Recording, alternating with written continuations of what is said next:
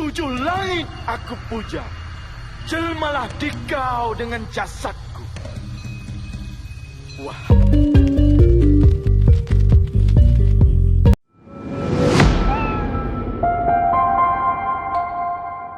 Film Malaysia garapan sutradara Eira Rahman ini berkisah tentang beberapa mahasiswa yang menjalani praktek lapangan rumah sakit kota ternama. Mereka mendapat tugas untuk memeriksa anatomi terhadap kasus kematian orang dukun beranak bernama Meknab. Selama menjalani proses pemeriksaan, keempat pelajar itu melakukan banyak perkara yang melanggar etika kedokteran. Bahkan salah satu di antara mahasiswa itu mengambil kesempatan untuk mencuri harta berharga milik jenazah. Semenjak saat itu, teror mengerikan tak henti menimpa mahasiswa Badung Universitas. Apa yang sebenarnya terjadi? Berikut ceritanya. Dia rampas hartaku. Jiwaku tersiksa. Malam itu Meknab pergi menyusuri hutan dengan berbekal lentera di tangan kanan. Ia berjalan menuju ke rumah warga di kampung seberang yang membutuhkan pertolongan. Dua pria tampak menunggu di depan rumah dan langsung menyambut kedatangan Meknab dengan raut wajah gusar. Tampaknya istri pria itu hendak melahirkan. Jeritan wanita di dalam kamar memecah keheningan malam nan sunyi. Meknab meminta suami wanita itu untuk menunggu di depan sementara ia mulai membantu persalinan. Sang suami pun keluar duduk di teras sementara kawannya gelisah menunggu Meknab yang baru saja datang. Ia berkata jika Meknab memelihara saka atau hantu keturunan keluarga. Pria itu sampai memperingatkan jika ada hal buruk yang terjadi dengan istri temannya, ia enggan bertanggung jawab. Sang suami hanya bisa berkata jika dirinya terpaksa meminta bantuan Meknab karena tak ada bidan lain di dekat kampungnya. Aku dah tak ada pilihan. Bini aku dah nak beranak dah tu.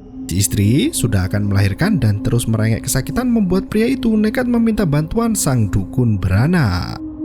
Takut dengan kehadiran Meknab, teman si suami pulang meninggalkan pria itu sendirian. Di waktu yang sama, Meknab berusaha mengeluarkan bayi dalam kandungan si istri. Setelah beberapa menit berlalu, tangisan bayi terdengar menggema mengejutkan pria yang cemas di luar rumah. Meknab membersihkan plasenta si bayi dan membuangnya keluar jendela. Sang suami pun masuk untuk menggendong anak pertamanya. Terima kasih Meknab. Terima kasih Meknab. Di luar jendela, saka keturunan keluarga Meknab asik makan plasenta segar dari si jabang bayi. Dan film pun dimulai. Sosok Meknab terlihat adu jotos dengan pria misterius hingga salah satu di antara mereka kehilangan nyawa. Jasadnya dibawa ke rumah sakit terdekat untuk diotopsi dan dianalisis penyebab kematiannya. 4 orang mahasiswa koas bersama dosen ilmu kedokteran mereka mengerubungi mayat itu untuk segera dilakukan tindakan. Dr. Rohim memperkenalkan mayat wanita bernama Zainab binti Cikmat. Laporan sementara mengatakan jika si mayat meninggal karena hantaman benda keras di bagian kepala. Namun, penyebab pasti kematian wanita itu masih jadi pertanyaan besar. Dosen Fakultas Kedokteran itu memberikan waktu seminggu bagi para mahasiswanya untuk menyelesaikan laporan analisis forensik terhadap kematian Zainab. Sang profesor pergi meninggalkan Tania, Jo, Faiz, dan Kila di ruang otopsi bersama dengan mayat Zainab. Tak berselang lama setelah dosen mereka pergi, Faiz bergegas menjauhi jasad tak bertuan itu. Ia memilih hengkang sembari berkata tak sudi untuk melakukan tugasnya. Ia mengaku tak senang mendapat bahan praktek wanita tua renta yang buruk rupa seperti hantu nenek Kabayan. Faiz masih terus mengarut dan berkata jika dirinya menunggu jasad perempuan cantik yang masih muda. Setelah Faiz pergi, Kila dan Tania justru foto selfie di hadapan si mayat sambil bersendau gurau. Jo menegur 2 gadis itu untuk tidak bergurau di tempat kerja. Tania yang sangat menyukai Jo merayu teman kuliahnya untuk bermadu kasih nanti malam. Jo langsung marah dan berkata jika dirinya tengah fokus dengan tugas kuliah. Ia meminta Tania untuk pergi bersama Faiz dan Kayla jika butuh hiburan malam. Elok dah tu, semua keluar. Di tempat lain, Sarah masuk ke rumah sakit mencari ruangan Dr. Rahim. Setelah mendapat arahan dari suster, wanita itu melangkah pergi hingga berpapasan dengan Jo. Ia pun mengungkapkan niatnya untuk menemui Dr. Rohim. Joe menanyakan ada kepentingan apa hingga wanita itu harus bertemu dengan dosennya saat itu juga. Sarah mengungkapkan jika dirinya hendak menemui jenazah dari ibu saudaranya yang bernama Zainab binti Cikmat. Joe pun langsung menawarkan diri untuk mengantar Sarah ke ruangan Dr. Rohim.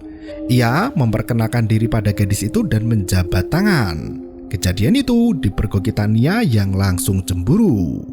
Sarah tampak malu dan menolak menjabat tangan si Joe. Mereka berjalan menuju ke ruang otopsi sambil berbincang. Joe menjelaskan jika kasus mendiang Zainab masih ditangani polisi. Jasadnya harus diperiksa di rumah sakit di mana ia mendapat tugas melakukan analisis anatomi pada jasad almarhumah. Sesampainya di ruangan, tangis Sarah semakin menderu. Joe membuka lembar kain yang menutupi wajah mendiang. Sarah tertunduk lemas menatap wajah mendiang yang teramat baik di semasa hidupnya. Joe meninggalkan Sarah berdua dengan mendiang untuk mengungkapkan rasa kerinduannya. Samar-samar terdengar suara Sarah merintih dan berkata jika ia sudah mencari sang kakak namun tak ketemu juga. Joe semakin dibuat penasaran oleh gadis cantik itu dan menguping dari balik pintu. Sarah terus menangis sembari bertanya mengapa McNabb meninggalkan dirinya terlampau cepat. Joe memasuki ruangan untuk membawa Sarah keluar. Namun melihat Sarah masih meratapi jasad Zainab, Joe memberinya waktu tambahan sebentar lagi. Sesaat setelah Joe keluar dari ruangan itu, tangan McNabb bergerak secara tiba-tiba seolah hendak menyapu air mata di wajah cantik Sarah. Gadis itu mencium tangan Zainab, wanita yang sudah ia anggap seperti ibunya sendiri. Malam harinya, Joe didampingi Sarah untuk pulang karena polisi memberi keterangan jika kasus kematian Zainab telah usai. Jasad McNabb sudah boleh dibawa pulang ke kampung halaman untuk dikuburkan secepatnya. Secara mengejutkan, Joe menawarkan bantuan pada Sarah dan hendak ikut ke kampung halaman Sarah. Lagi-lagi Tania memergoki Joe bersama gadis itu dan kecurigaannya pun bertambah besar. Sementara itu, Sarah tak bisa menolak tawaran bantuan dari Joe, apalagi dirinya mengurus jenazah McNabb seorang diri. Ketika Sarah naik ambulans jasad McNabb, Kila muncul mengejutkan Joe. Pria itu menjelaskan jika pihak kepolisian sudah menemukan tersangka pembunuhan McNabb, namun hingga kini masih dalam pencarian. Jenazah yang sedianya akan digunakan untuk praktek pun terpaksa diganti dengan yang lain. Di waktu yang sama, Tania menyempatkan diri ke kamar mandi sebelum pergi dari rumah sakit. Ia merasa kesal dengan jasad McNabb dan mengambil cincin berharga di jari mendiang. Ia mengenakan cincin curian sembunyi-sembunyi hingga melihat sesosok rambut di atas pintu kamar mandi. Hanya dalam sekedipan mata sosok hantu rambut itu menghilang seketika.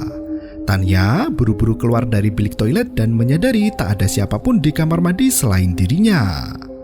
Kila berjalan ke arah wastafel untuk membersihkan tangan, namun tiba-tiba listrik mati seketika. Tania berteriak kencang sembari keluar dari kamar mandi. Kila sampai keheranan melihat tingkah aneh Tania saat itu. Melihat Joe hendak pulang dengan mobilnya, Tania langsung bermanja dan merengek minta diantarkan pulang. Joe menolak dengan halus seraya berkata hendak pergi ke kampung halaman Sarah karena jasad McNabb akan dikebumikan malam itu juga.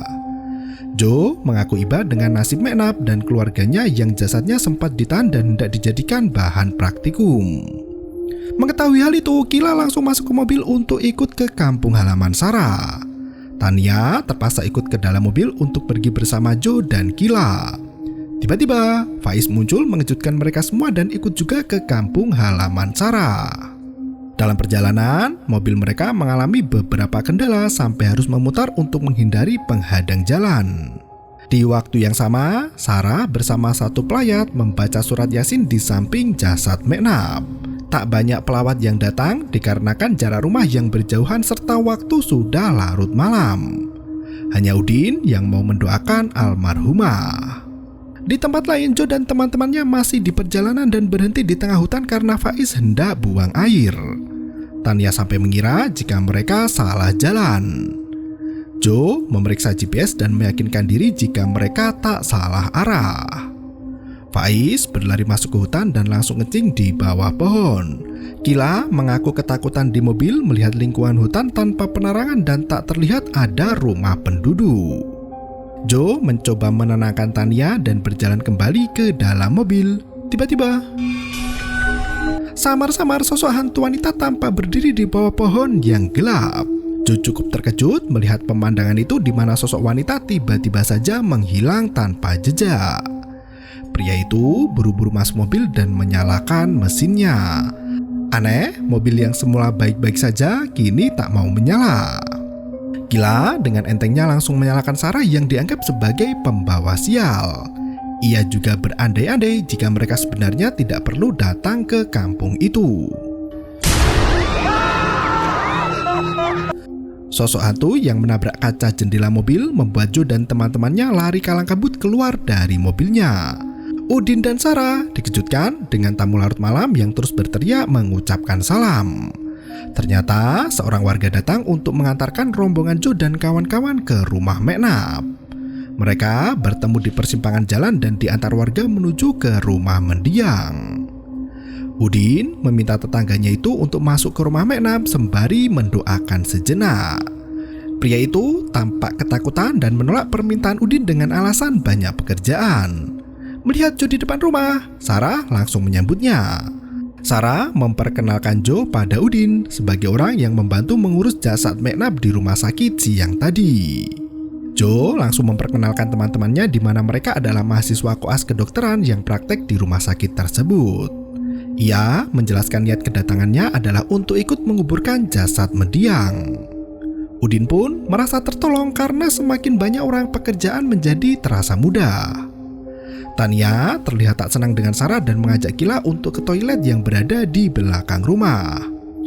Di waktu yang sama, Tok Imam masih sibuk membujuk tukang kubur bernama Ali untuk menyediakan tempat bagi Meknap. Ali tampak enggan menggalikan kuburan untuk Meknap.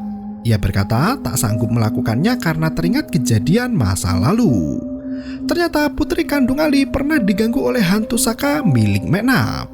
Ali sangat trauma melihat putrinya kerasukan dan terus-menerus ketakutan. Ia tak mau hantu saka milik Meknap kembali mengganggu ketentraman keluarganya. Ali bahkan berkata jika Meknap meninggal dikarenakan termakan oleh ilmu hitamnya sendiri. Tok Imam sampai istighfar mendengar kalimat prasangka dari Ali. Ia menasihati agar Ali bersedia membantu mengurus jasad Meknap sebagai sesama muslim yang baik. Ali mulai berpikir dan berkata jika ia mau membantu dikarenakan hormat dengan Tok Imam. Meski begitu, Ali tak berani menggali malam itu juga. Ia berjanji hendak menggalikan kubur Meknap esok hari. Di waktu yang sama, Sarah dan Udin masih menunggu kedatangan Tok Imam di depan rumah.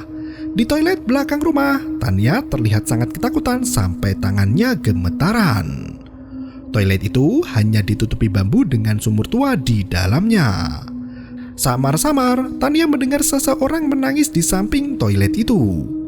Ia mengintip dari lubang dinding bilik toilet dan semakin ketakutan. Di samping mendiang Meknap, Faiz tidur dengan pulasnya karena kelelahan setelah melewati perjalanan yang amat panjang. Seketika itu, kain penutup jenazah Meknap terbuka perlahan. Faiz sampai menggosok matanya berulang kali takutnya salah lihat. Kain penutup itu terus membuka hingga tiba-tiba Faiz lari keluar rumah dengan wajah ketakutan menghampiri Joe. Di tempat lain, Kila sibuk dengan ponselnya untuk merekam pemandangan. Layar ponsel itu awalnya tak menangkap wujud penampakan apapun. Hingga tak lama kemudian, muncul sosok wanita yang sangat mirip seperti Meknap berdiri di hadapan Kila. Gadis itu mengambil foto penampakan dan berbincang dengan Tania yang masih saja ketakutan. Saat Tania jongkok untuk kencing, tiba-tiba teriakan Tania terdengar sangat kencang hingga menggema di seluruh penjuru desa. Kila mengetuk pintu toilet itu dan meminta Tania untuk membuka pintu. Tania lari memeluk Joe dan mereka minta pulang ke Kuala Lumpur saat itu juga. Tak berselang lama, Tok Imam datang mengabarkan jika mereka tidak bisa menguburkan jasad Meknap malam itu juga. Tok Imam meminta Sarah untuk tetap bersabar karena jenazah Meknap baru bisa dimakamkan esok hari. Joe beserta kawan-kawannya menginap di rumah itu dan tidur di ruang seadanya. Sarah memberikan bantal serta selimut pada Joe dan memeriksa Tanya yang sudah lelap dalam tidurnya. Saat menyelimuti tubuh Tanya, gadis itu balik badan hingga tampak wajahnya mirip seperti Leha. Sarah sampai terkesiap melihat hal itu dan kembali memeriksa wajah Tanya yang sudah kembali seperti semula. Di malam yang semakin larut, Joe sudah terlelap di ruang tengah bersama jasad McNabb. Samar-samar ia mendengar suara dari luar rumah. Joe terbangun dari tidurnya untuk memeriksa sementara Faiz masih terlelap dalam tidurnya. Joe membuka jendela rumah dan melihat seorang wanita menari dengan eloknya di tengah kegelapan malam. Wajah wanita itu sangat mirip seperti McNabb ketika masih muda. Joe semakin penasaran dan keluar dari rumah untuk menghampiri wanita itu. Sayangnya sosok penari lengkap dengan pakaian adatnya itu sudah pergi dan menghilang entah kemana. Saat hendak masuk ke dalam, tiba-tiba Hei, apa kau buat seorang kalau dia? Faiz muncul mengejutkan Joe yang ketakutan sendirian. Keesokan harinya, pemakaman McNabb berjalan dengan lancar tanpa halangan. Sarah sangat berterima kasih pada Tok Imam dan Udin yang sudah mau membantu proses pemakaman McNabb. Setelah Tok Imam pergi, Joe mengajak Sarah untuk segera kembali pulang ke rumah dan beristirahat. Udin pun pulang ke rumahnya dengan menatap tajam ke arah Joe seolah ia cemburu buta. Di waktu yang sama, Faiz baru saja terbangun setelah tidur sangat lama sampai ditinggal ke kuburan. Saat itu, Faiz terkejut melihat dirinya tidur di kasur bekas mayat McNabb. Ia melangkah pergi untuk mencari teman-temannya yang lain. Namun Faiz justru melihat seorang wanita berambut panjang yang mengenakan baju putih. Ia menghampiri wanita misterius itu dan bertanya di mana teman-temannya berada. Wanita itu berkata jika mereka semua sedang pergi ke kuburan.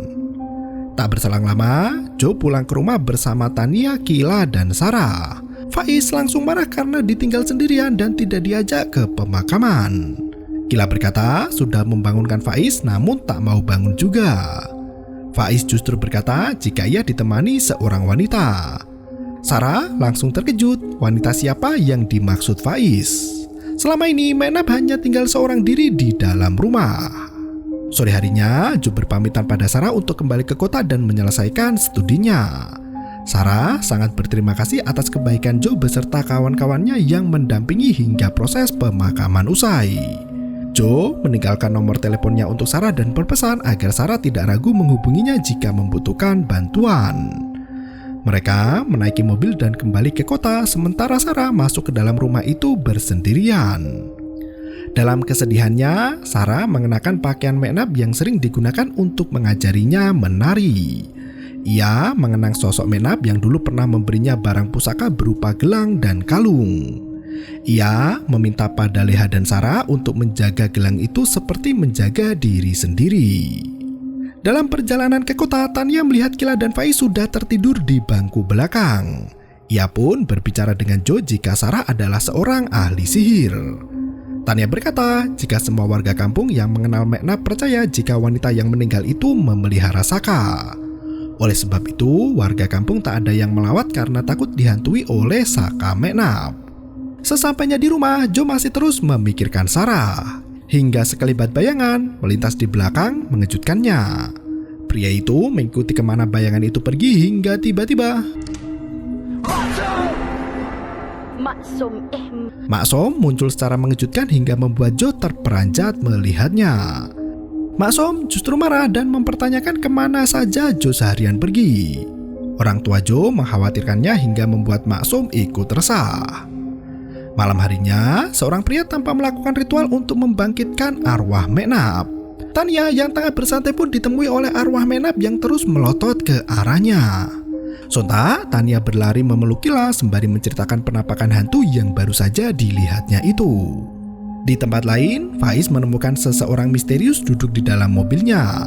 Saat diperiksa, tak ada siapapun di sana. Faiz memeriksa menggunakan cermin tengah dan melihat sosok McNabb berdiri di belakang mobilnya. Pria itu sangat ketakutan hingga menutup mata berharap sosok McNabb menyingkir dari hadapannya.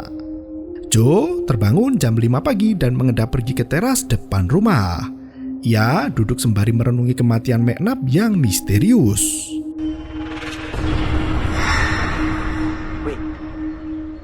Esok paginya, setelah Sarah usai berbelanja, dua orang warga mengolok-olok Sarah karena tinggal di rumah bekas Meknab yang berhantu. Mereka berkata sedianya hendak membakar rumah Meknab jika Sarah tak menempatinya. Sarah dituding sebagai keturunan Puaka yang mewarisi hantu saka milik Meknab. Gadis itu pun hanya bisa menangis sedih mendengar semua perkataan warga. Di waktu yang sama, Joe masih bersiap pergi ke rumah sakit untuk menjalani kegiatannya di sana. Tak berselang lama, Faiz bersama Kila dan Tania menemuinya di rumah. Mereka datang dengan wajah bersungut-sungut menceritakan teror Meknab yang menimpanya. Tania meyakini jika saka milik Meknab mengikutinya hingga ke kota. Tak hanya Tania, Faiz pun ikut diganggu hantu yang sama.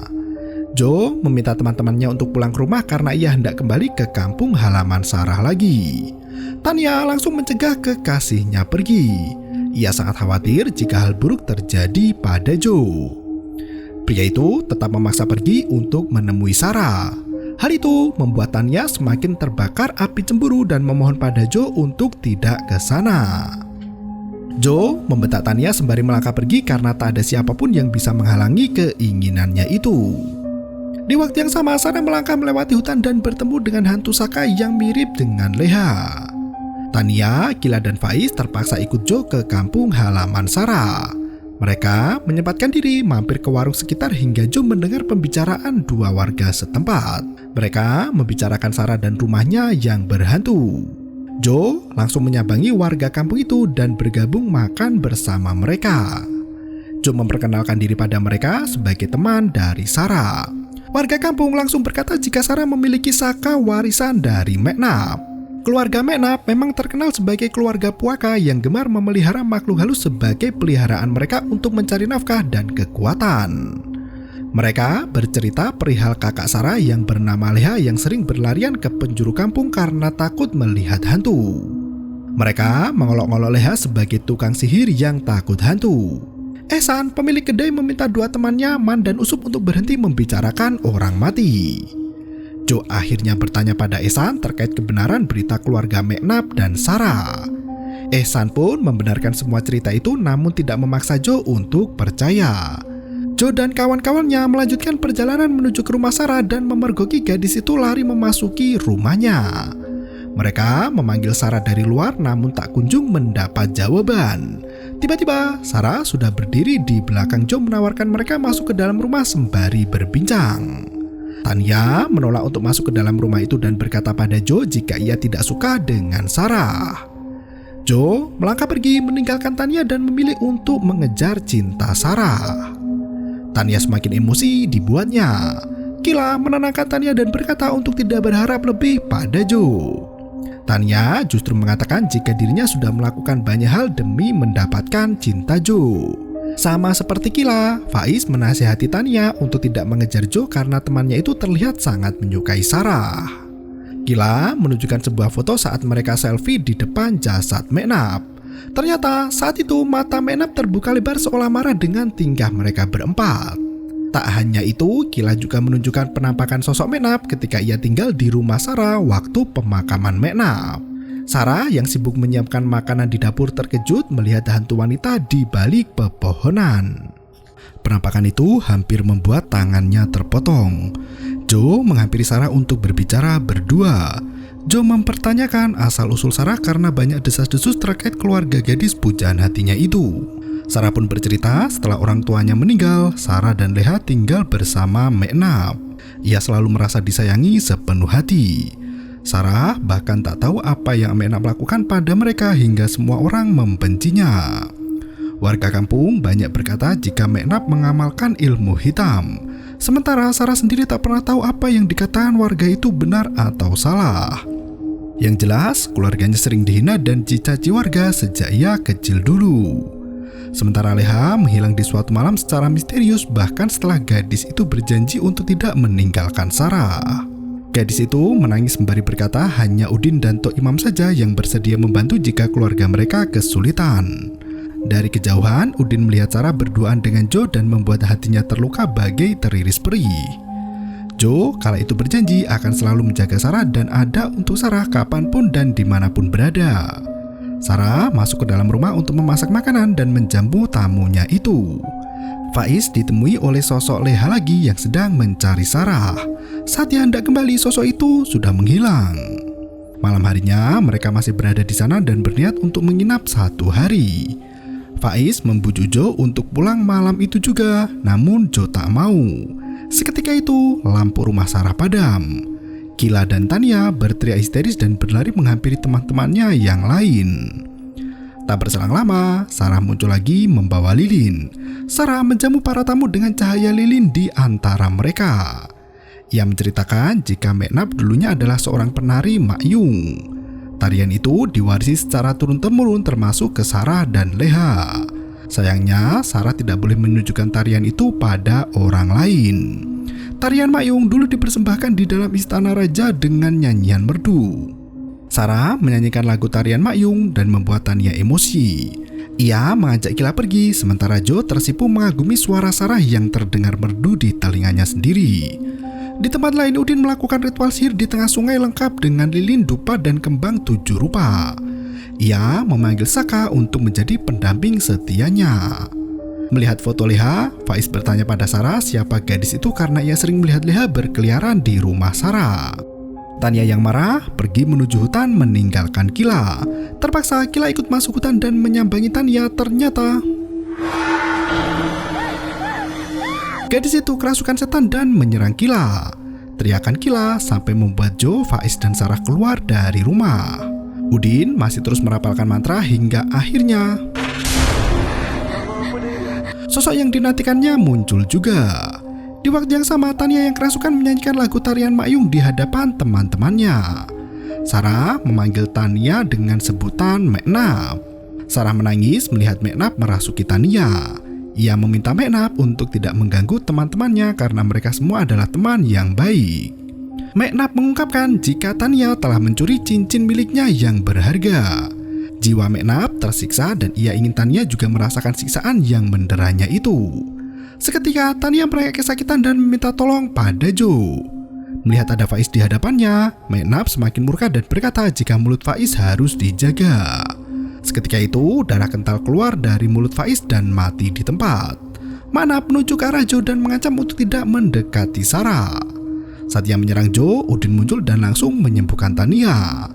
Sarah menangis sembari berkata jika Tania baru saja dirasuki Meknap. Udin akhirnya mengakui jika selama ini ia yang membuat Tania kerasukan. Selama ini Udin adalah murid setia Meknap yang mempelajari ilmu sihir. Semua saka kemuliaan Meknap diwariskan pada Udin agar Sarah dan Leha bisa selamat. Pria itu sudah sejak lama mencintai Saleha, namun cintanya itu bertepuk sebelah tangan. Leha lebih tertarik dengan pria tampan dan kaya raya dibandingkan dengan dirinya. Udin nekat menculik Leha dan menyekapnya di dalam kamar. Leha menendang tubuh Udin sampai terjungkal dan lari menyelamatkan diri. Tak taunya kaki Leha tergelincir dan jatuh terkulai di tanah. Kepala gadis itu terbentur sangat keras hingga mengucurkan darah. Udin mencoba membangunkan Leha, namun gadis itu telah tiada. Udin mengambil gelang milik Leha dan menguburkan jasadnya di dekat sungai. Karena anaknya hilang cukup lama, Meknap mencari Leha di rumah Udin. Meknap tahu jika Leha hilang dikarenakan ulah Udin. Wanita itu sampai murka dan mencekik leher Udin. Sayangnya, Udin ibarat murid tak tahu diri di mana susu dibalas air tuba. Ia menghantam kepala Meknap menggunakan batu besar hingga wanita itu meninggoy. Udin enggan disalahkan dan berkata jika dirinya adalah mangsa keadaan. Sarah sangat marah dan hendak menyerang Udin. Naas, kekuatan Udin sudah melebihi manusia biasa. Ia menghempaskan tubuh Sarah dan dengan mudah mulai menyerang Jo. Terpaksa Sarah memukul tengkuk leher Udin menggunakan kayu panjang dan Udin pun pingsan. Keesokan harinya, Sarah bersama Jo menziarahi makam Meknap dan memindahkan jasad Leha ke dekat ibunya. Sarah menangis karena rindu pada kakak dan ibunya. Jo mengajak Sarah membaca Al-Fatihah untuk menghadiahi kepada kedua arwah. Siang harinya, Kila, Tania, dan Sarah bertemu dengan seorang ustazah yang menasihati mereka cara untuk membuang makhluk halus. Semua cara itu sudah tertulis dalam Al-Quran. Cara paling mudah yaitu dengan membaca surat Ruqyah. Semua jin dan setan akan mati terbakar apabila mendengar alunan surat Ruqyah. Wanita itu memandikan tubuh Sarah dengan menggunakan air yang dicampur tumbukan daun bidara. Sementara Udin mendekam di penjara bersama Saka Meknab yang setia mendampinginya. Pria itu terus merapalkan mantra sembari menitikan air mata dan film pun berakhir. Imam Ghazali menggambarkan bahwa setan seperti halnya anjing yang kelaparan dan selalu mendekat untuk mencari makan. Jika hati manusia kotor, maka banyak santapan anjing di dalamnya. Upaya setan dalam menghasut manusia, salah satunya dengan menghiasi hal buruk agar terlihat menjadi sangat baik. Sama halnya dengan apa yang dilakukan Udin. Pria itu menyalahkan keadaan untuk melakukan dosa besar mulai dari menculik Leha hingga membunuh guru spiritualnya sendiri. Berurusan dengan iblis hanya akan membawa perkara batil dari generasi ke generasi. Pentingnya membersihkan diri dari Saka turunan menjadi modal utama untuk melangkah ke jalan yang lurus sesuai tuntunan Nabi besar Muhammad SAW. Jika hati manusia telah bersih hanya dengan menyebut asma Allah, maka setan di penjuru negeri akan lari terbirit-birit dibuatnya. Terima kasih dan sampai jumpa. Yo, bermau itu ketarik.